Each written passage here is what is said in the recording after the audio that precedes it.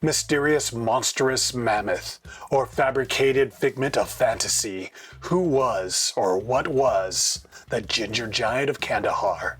Ginger Giant, Kandahar, Ray Casper, let's hear it.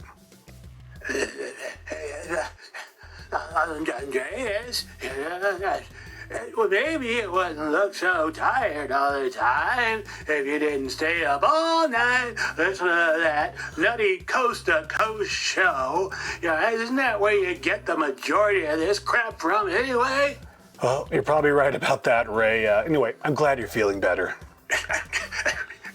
Feeling better? You Mongolian muppet, you don't even know when you're being trolled. I've never felt better in my life. Just ask your mom about last night. Yes, you got it. Ray Casper's back, and Ray Casper is bad, and he's bringing on the heartache. My heartache? What? Bringing on the heartache.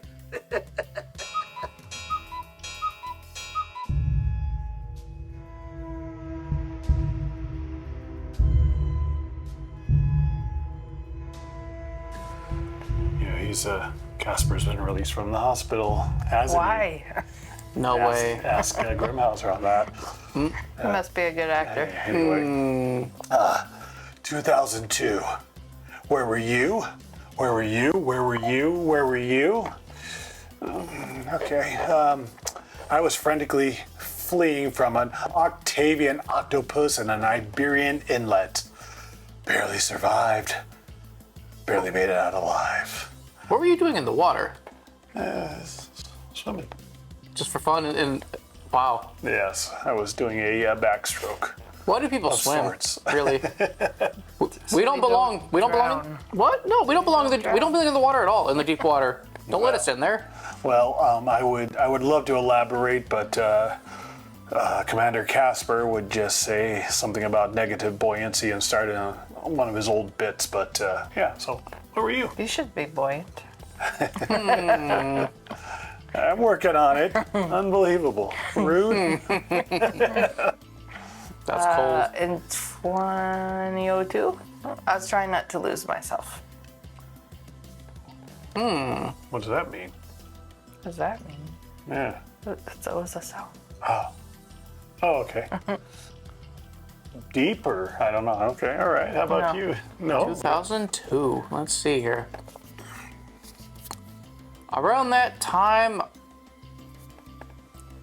I don't know. I was probably hating on other high schoolers. Those people suck.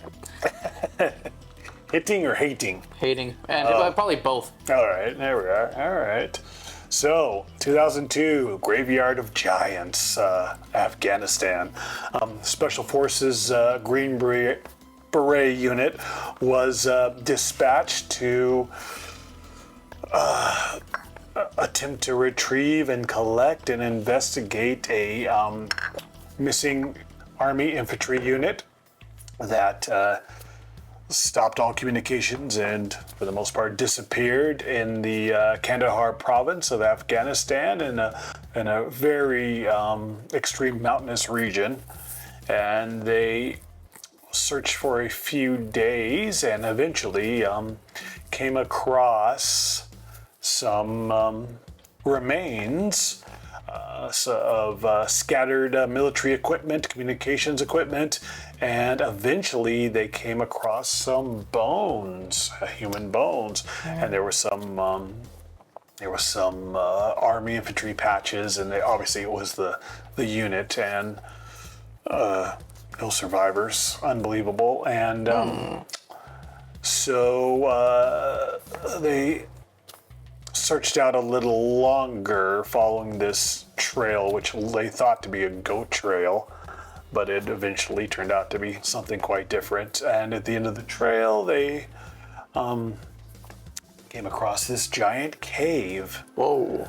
And I'll tell you, these Green Berets got bollocks. I see bones and remains and gear, and I see a big cave. This isn't going to end well for any of us. But it did. It it didn't turn out to be that tragic for this unit. Dan was his name. He was the soldier that was the closest to the entry of the cave. He was met with an untimely demise by they say, 10-foot long to 12-foot long spear that was either thrown. This is there's some discrepancy on this. Thrown or wielded by a 15-foot tall giant ginger crazy creature, humanoid of sorts. 50 foot? They said 12 to 15. I go with 15 because this is YouTube and this is a story. It's always the gingers. It's always the gingers, yeah. So, of course, it's Afghanistan. Why would there not be 15-foot tall Scotsmen running around in animal skins?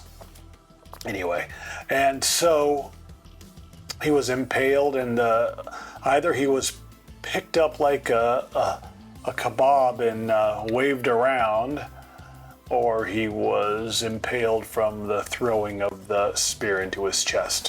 Whichever is the quicker death, I hope. Yeah, exactly.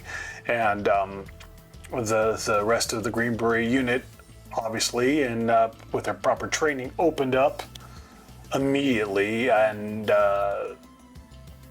just destroyed and decimated the giant, and obviously shot him in the face and the head in 30 seconds. That's a good policy. Yeah, I like that. Yeah, just, Most things are dead. most things Cut are. off the brain. Yeah. And so, unbelievable story this is. One of the things about this story that makes it so prevalent and I would say in the paranormal community is the fact that the eyewitnesses, a few of them, fellow soldiers, they did come out and give their reports after, obviously, this was classified. They all had to sign NDAs and on this, but they came out years later and say, no, this did happen, and these are the specifics. Even the pilots, I think the two separate pilots, the helicopter pilot that extracted the giant, and then the pilot of the plane that relocated the remains of the giant to Wright-Patterson Air Force Base in Ohio. They all came out and said, "Oh, this is a true story," and the descriptions were all the same. 12 to 15 feet tall, red-headed ginger giant, 6 digits on the hands, then on the feet, and red beard, very, very smelly, red hair, very smelly, very dirty. Also, it just reeked of a dead corpse when it was alive. This is where I would normally insert the girl in Philadelphia joke, but that's a different story. And had 2 rows of teeth, and I thought twice about that. No, 2 rows of teeth, not 2 sets of teeth like we have 2 rows. So that would be 4 sets of teeth, rather, right? Right? Yeah. Yeah. Okay. You have to have those extra teeth if you want to do some good human eating. And so it was obviously dispatched in quick accordance by the Green Berets and relocated to Hangar 18 at Wright-Patterson Air Force Base for investigation and storage and the rest of it. Hangar 18, they will say that Hangar 18 at Wright-Patterson does not exist, but I don't know if any of us remember the movie from 1980 called Hangar 18. No, I missed that one. Yeah, What's that science about? fiction. Oh, it's terrible. It was so bad. Like B horror? Because I like that kind of stuff. No, it was a science fiction movie. It was so bad, you know. It came out at the same time that everyone was trying to feed off of the Star Wars phenomenon. Oh, okay. There was one that came out, I think it was 1979, called The Black Hole, and I need to re-see that because I actually heard that was actually a decent movie, but I don't know. Yeah, so yeah, Hangar 18. Anyway, so that's where the creature ended up, and it was palleted and transported, and they had the estimated weight of the creature, they say probably around 1,100 pounds. And yeah, we can go back to a biblical text on the existence of these creatures, but yeah, Goliath. Goliath. Yeah. Exactly. But An apt, what do you say? Reference, I would guess you could say. yeah, but the thing about Goliath from the accounts, he didn't look like a bold Highlander. So that the red hair thing is really, really interesting. There can only be one, man. It can only be one. Yes. Almost like a troll. It's true. So the Green Beret team, obviously, in their first action report, which they had to redo because it wasn't going to be acceptable, they had, I believe, don't quote me, that they had suggested the first unit, the Army Infantry unit, had been eaten, and the bones were bare and not from the weather either. So the great Stephen Quayle, if you're watching this channel, you probably are familiar with Stephen Quayle. I'm an avid coast to coaster, so I'm in love with Steve Quayle's theories and philosophies, and I was just listening to him the other night on the YouTube Coast to Coast website, and our channel rather, and yeah, he was. It was an old show, about a year old, with George Norrie and the best of Steve Quayle. Unbelievable, but he recounted this incident in pretty graphic detail, and he really goes on about these giants and how it is a plausible event. One of my questions was the Army Infantry unit. These are still highly trained soldiers. They're not Green Berets. They're not Navy SEALs. You know, they're not the SAS. However, how was this giant able to decimate the entire unit without one survivor? And from what I understand, no injuries to the giant. Or, you know, unless there was, this just wasn't relayed, unless they were caught sleeping, and I don't think all of them would have caught sleeping because there would have been someone guarding anyway. You know what I mean? And, if there were no survivors, how'd the story get out again? Well, no, they lost communications, and so they sent out the Green Beret team, the reserve squad, to find out what was going on. Oh, okay, yeah. Yeah, so Maybe there's more than one giant. oh, has to be more than one giant because they have to reproduce, obviously. Mm-hmm. Yeah, that's fair. So Oh, you never see the females. Well, you know, you got to keep your females hidden. yeah, you got to keep your, you know, the best looking ones. You know, you gotta hide them away. Yeah, there's. You don't need all these guys, Afghanis coming there sniffing around your women. So, from what we know about the Giant of Kandahar province, what do we think? True tale or festering fable? What do we think about this? What says you? What says you, Madeleine? I say festering fable. Festering fable? Yeah, because there would be like some evidence, like dinosaurs. Now I believe it's possible that giants existed, maybe like the dinosaurs did, or when the dinosaurs did. But there's no evidence of a skull or skeleton or any remnants. Well, of it was that. all it was all Raiders of the Lost Ark taken away, crated, and put into the warehouse. Right? But what's the point of hiding it? What do you mean? Oh, so the rest of us don't get to see it. That's just, because, the government's no fun like that. They're just like, you don't get to know. You don't get to see it. And it's like, I want to see it. Well, it's like the Smithsonian. Anything that has to do with anything that comes up as paranormal, the Smithsonian, we should really talk about that one day. They twist everything. They conceal. They hide everything. Yeah, then they make Ben Stiller movies about it. Oh, God. Ben Stiller.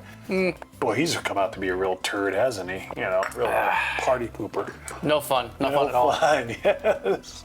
Not a fan of Mr. T either, that Stiller, but whatever. I thought his dad was funny, though. But Jerry Stiller? Yeah. Yeah. He had his moments. Yeah, he had his moments. So, I don't know. So, you say Festering Fable, huh? So, all right. 100% Festering Fable, hard agree. Because here's the thing. One, in the desert, Madeleine schooled me that, maybe camels can exist in the desert, and that's fair. But really, there aren't that many large creatures that can really subsist in a desert environment like that one, okay?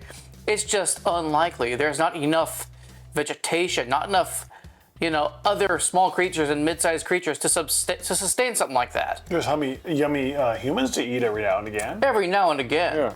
But enough to sustain a population of giants? I doubt it. Not to mention having red hair and things like that. I don't think that's common in desert areas. Normally, if you evolved over time in that place, your hair'd probably be dark. Mm-hmm.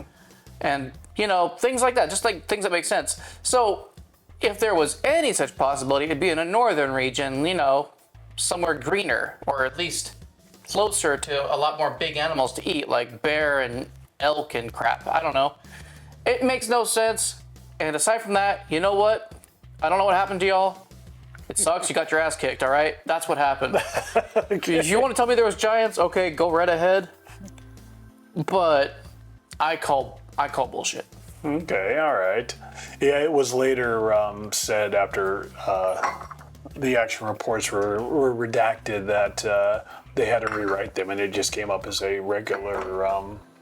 The unit ran into an ambush. There we go. Yeah. That's probably what actually happened. Yeah. All right. Nobody wants to say, I got sucker punched, but hey, we all get sucker punched sometime. Well, I have to say on this one, and I've obviously.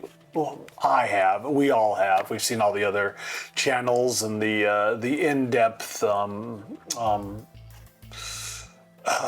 reviews on this subject and how they break it down and they get into the intricacies of it. And I believe, once again, something happened, something paranormal happened, if we could call this paranormal. But do you believe there were giants? I do believe there were giants. There were red-headed giants. I don't know about that. Some just a bunch of, like seriously, a bunch of giant William Wallaces running around. Freedom, come on. Come on, man. No, I do believe that something happened and the story sprang from somewhere, and there is such a mystique with Afghanistan, and a lot of soldiers who have been there, that were stationed there, even in the Kandahar province, have witnessed so many unseemly sort of events. There's an old story about another one where the U.S. were fighting a unit, and it was in the middle of the night, and one of the Afghani, we'll just call them rebels for YouTube's sake, was dispatched, and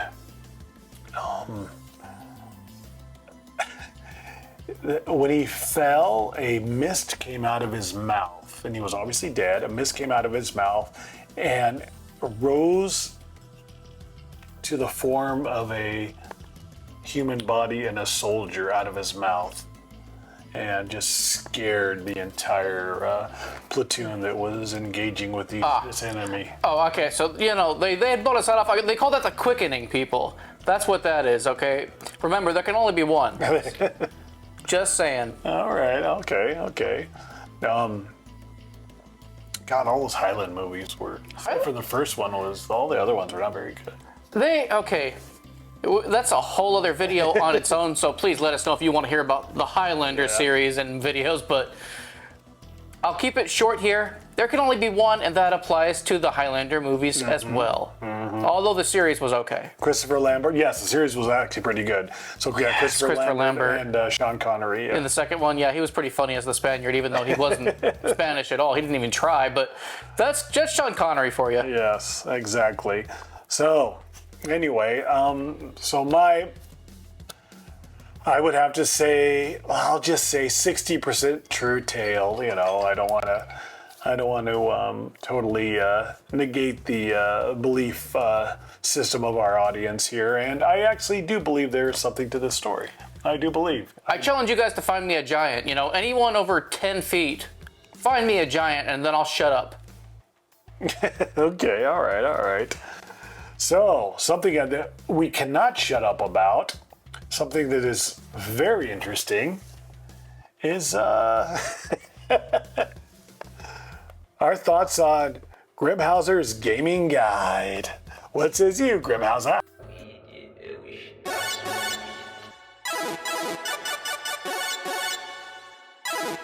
Oh, let me tell you something about giants.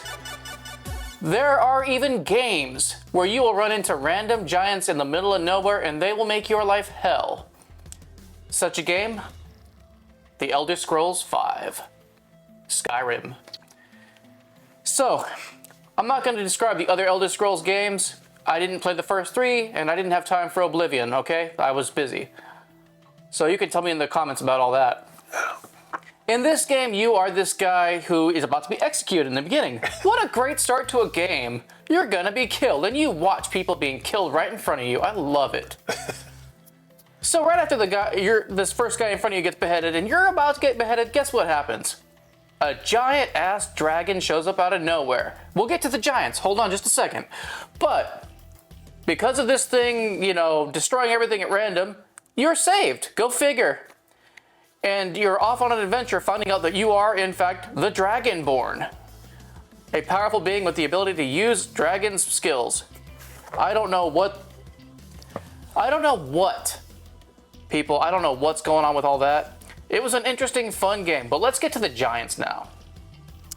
On your journey throughout the land of Skyrim, there might be giants. There can be giants. And here's the interesting thing about the giants. Their whole culture revolves around herding and making cheese from mammoths. There are mammoths in the game. That's pretty much what the giants do. Oh, that's pretty cool. Yeah, but if you go near their mammoths, they're going to kill you.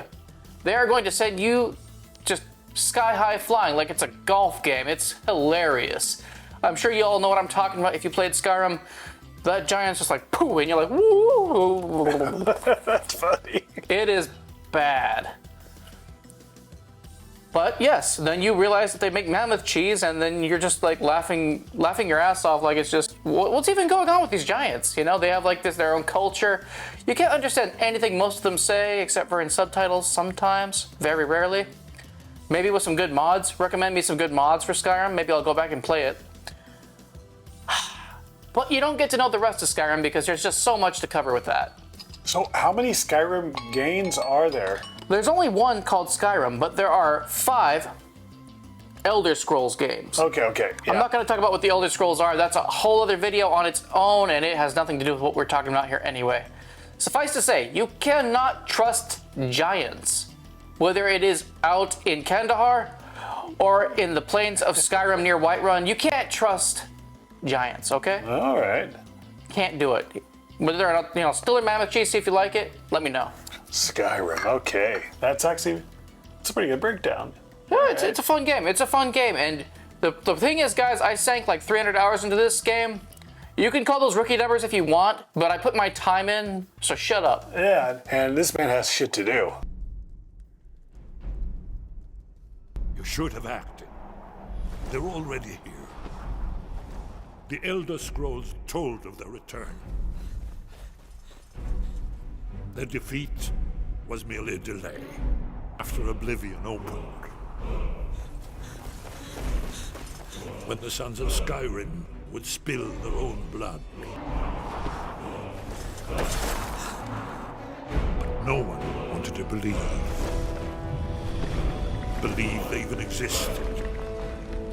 And when the truth finally dawns, it dawns in fire.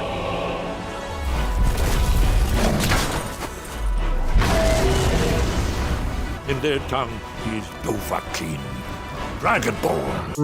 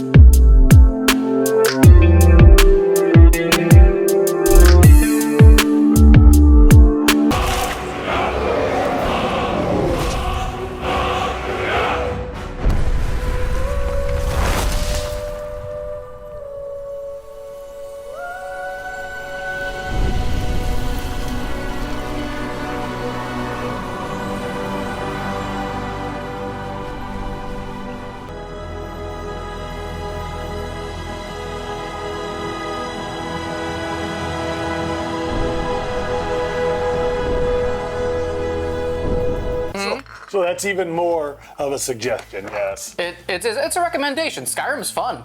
And I hope that the next game's even better and that the giants actually say stuff. But, you know, I can dream. Very good. Very good. Cool. Yeah. All right. Yeah. So, is that as fun, that game, as anticipating a hearty lunch? You don't say. Do tell. Well, if I were going to make a right mess in the kitchen, and because I cannot cook to save my life, and you know, every time I try to arrange something for myself, I make a sloppy mess, and sometimes I make a sloppy Joe mess. But I don't know. I'm man enough to admit that, but am I man enough to deal with Manwich Original? What says you, Grimmhauser? Oh, great spaghetti of the Serengeti. It is the Manwich. Let me tell you, people, ever since I was a lad, there were days where I didn't feel like doing anything. I didn't even have the strength to make a hot pocket. So, you know, when my parents just said, put this crap in a bowl, heat it up, and put it on a hamburger bun, and you're done. This fed the man in me, and made me the man I am today. Manwich. Oh. Ray Casper here for Sloppy Joe Spread Manwich. No easier way to spread it on a bun, and you got some good eating in store. Well, get a load of this, Dolly. I wouldn't mind spreading her buns. Holy Jesus. Manwich. All right, there we go. Is that like mansplaining? It is. That's right. Yeah, we mansplained here. This gives you the manpower right here. Perfect. All right. Manwich. Beautiful. So, Casper, I spoke to him in the intro, and he's out. He's supposedly feeling better. They let him out? Yeah. He does not have that. You don't know anything about that, huh? No. So he seems to be feeling better, and he was his usual Casper self. So anyway. Classic. All right. So thank you, Ray. Go ahead, please. Go ahead, Ray. Ray, hello. Hello, Ray. All hands assemble, if you please. All hands assemble. I thought he had died finally. First of all, I would like to express my gratitude for Petty Officer Second Class Blake Grimmhauser to come to visit Ray Casper. He flew all the way across the country to pay his respects to his commanding officer. Not quite, but Private petty officer, second class.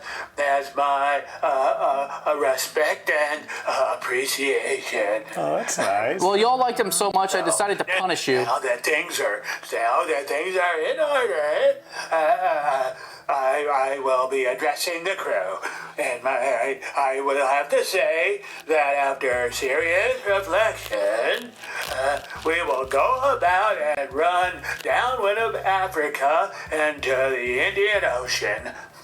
Yeoman, as soon as we put about, it'll be safe to light your galley fires again. Tonight I want as much hot mush as every man can eat. That's nice. Gobble it up.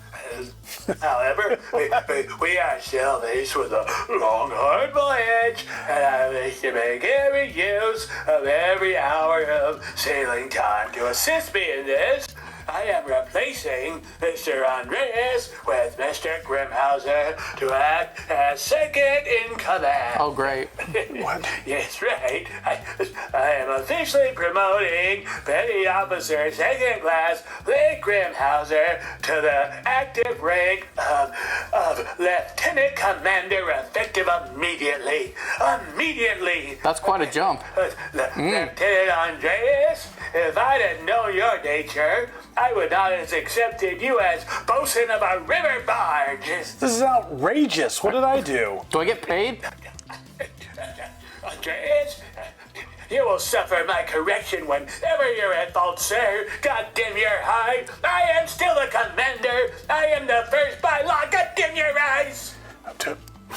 I can't take this. This is not. Mr. Andreas, come back here. Come back here, sir. Mr. Andreas, come back here. You will dismiss what I have done with you. I guess it's my show now. How the hell with him? Tried to Andreas. Went to get his blanket and bottle. Boo! Went to go cry in the corner. Hell with Andreas. Now, you may all dismiss. Okay. Baby, dickhead. That guy is special. I'm gonna go try to get him back. I think he's coming back. Okay. Unbelievable. That really upset you, man. He wasn't even paying you. Oh,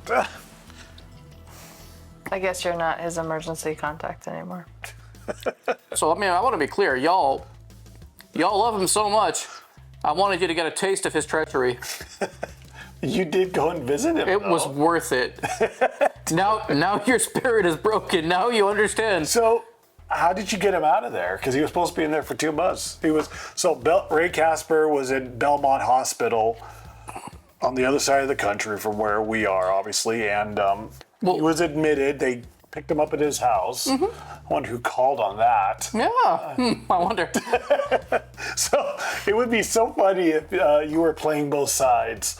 You got him admitted, and then you went and got him out. Either way, they were totally happy to let me take him off their hands. Okay, they were cheering for me. I think there was even talk of I don't know, some kind of parade at the time.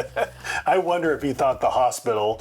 He was actually on board the ship, and the hospital was his ship. He thinks everywhere is his ship. All right. He thinks everywhere is his ship. Yeah. He thinks everyone is under his command. I know that he's, things are not right with him upstairs, but that is putting it so generously. I'm upset about being demoted. You weren't getting paid anyway. And my promotion amounts to squat, so. All right. And then I assume that's quite a promotion, right? So, let's see. So second class all the way to lieutenant commander. Yeah. That's so, I mean, no field promotion is going to get you that far, I don't think. I don't think that ever happens, but 1, 2, 3, 4, 5, 6, 7. That's at least 8 pay grades up. I don't even remember how much. That's crazy. Oh my God. That's quite an increase in money, though. So if he's paying me, then I'm his man. But I haven't seen anything What's yet. the deal with you and a yeoman? Why does he keep calling her yeoman? Oh, Madeleine. so a yeoman is like a secretary kind of thing most of the time. You know, they do paperwork and stuff like that. So yeah, he's gonna look at her and he's gonna think paperwork because he's just that kind of jackass. I'm so sorry. Sorry about that. I missed that. Oh yeah. Well, yeah. Every show he refers to you as yeoman. That's what it is. I didn't know that. Oh no. No, I didn't. Oh, okay. I'm so sorry. Sometimes I wish I had been a yeoman. It would have probably been a lot cushier. Oh yeah. But who knows? You know, I have shitty handwriting anyway. So a conclusionary wrap up. Like I said, I want that this story to be true. Yes, I am an avid coast to coast, even with George Norrie, who I actually really like George Norrie. I am an avid coast to coast fan and listener, and I'm not a huge fan of a few of the other hosts on there, and I won't get into the particulars. But yeah, and I would actually say that my favorite guest is Richard C. Hoagland, Enterprise Mission. I really like Richard C. Hoagland, and my whole let's just say reason for even starting this channel was my love for Coast to Coast, the Art Bell Coast to Coast, and George Norrie's Coast to Coast, and just the phenomenon that surrounds that entire channel. And I just, yeah. I prefer Space Ghost Coast to Coast. If you know, you know. Okay. But yeah, I mean, everyone has their coast to coast preference. Yeah, I do like to say that this show is a bit of silliness, and it is a lot of Giants. lately, yes. It's a lot of satire theater. It really, really is. I'd like to say Ray Casper is part of our satire theater, and he is, but he never goes along with the script, and he never plays along, and He doesn't even know what reality he's in. What are you even talking about? because we had this idea. Well, you knew Ray Casper. You were served with him legitimately. In all honesty, served with him in the U.S. Navy, and he's just he doesn't play well with others. So, but the satire theater I think still works. Like I say, there's so many other YouTube channels that cover the paranormal 1,000 times better than we do. We don't get into depth. It's usually just three friends that are just kind of bullshitting their way through 33 to 35 minutes of your life usually. But anyway, yeah, that's what I think. You're welcome. Kids having fun. Anyway, so Ray was gonna say goodbye, and yeah, you went and visited him. So. Well, you were going to let him call either way. I wasn't going to be able to stop that. I just wanted you to feel his wrath. I think there's something about this smells rotten, but I'm not sure yet. Okay. It's pumpkins. All right, say goodbye, Ray. Let's hear it. I'd like to thank everyone for tuning in once again on the AM to the Lieutenant Commander Blake Grimmhauser Unexplained show. And I have to just once again give my sincere appreciation to Lieutenant Commander Grimmhauser for paying his commander, commanding officer such deep respect and facilitating my release from the House of Butchers. But everything is safe now, and Ray Casper, he is back where he belongs, bringing on the heartache, and I'm bringing on the heartache, and I've got big plans for Lieutenant Andreas. Besides the demotion, I've got big plans for him. Uh-oh. He's gonna get it. Wait till you see what happens next week on the show. Next week's show, you tune in, cause you're gonna get the sight of a lifetime. Anyway, thank you so much for tuning in, and for Ray Casper, and for Lieutenant Commander Grimmhauser, and the Yeoman Broad. We are signing out. Thank you so much, and good night, everybody. I'm Ray. Can I? Never mind. You look like 3 butt bunches. Sweet you. butt munches. He said, Love it. Sweet butt. Sweet butt munches. Sweet butt munches. That sounds icky. Everything about that phrase sounds wrong to me. Now, if he wasn't in his particular state, I'd be worried about what's going to happen next week, but whatever. So, anyway, final thoughts? Do we have any final thoughts on anything? Anything? You can't trust giants. You can't trust Casper, the ghost or Ray. And, you know. Really quick, sorry, Grimmhauser. Physically, how did he look when you saw him? I've only seen him on the Skype, and every time that I try to zoom in, he says, he says my whatever thing is not working properly. He doesn't know how to use Skype properly. All right. So, But, so just think of a very Old. well, old for sure, but think of a decrepit creature, you know, hunched over, kind of like me, and you know, he makes a lot of kind of noises, and you know, I mean, he's like somewhere across between Gollum and Gandalf, if you will. So he looks like a so he has a little bit of regality, but that he's kind of a little... He's like a proud. But no wiseness. No, well, the wisdom is not there really. He has a regal bearing for a very morose creature, a very disgusting creature, you know.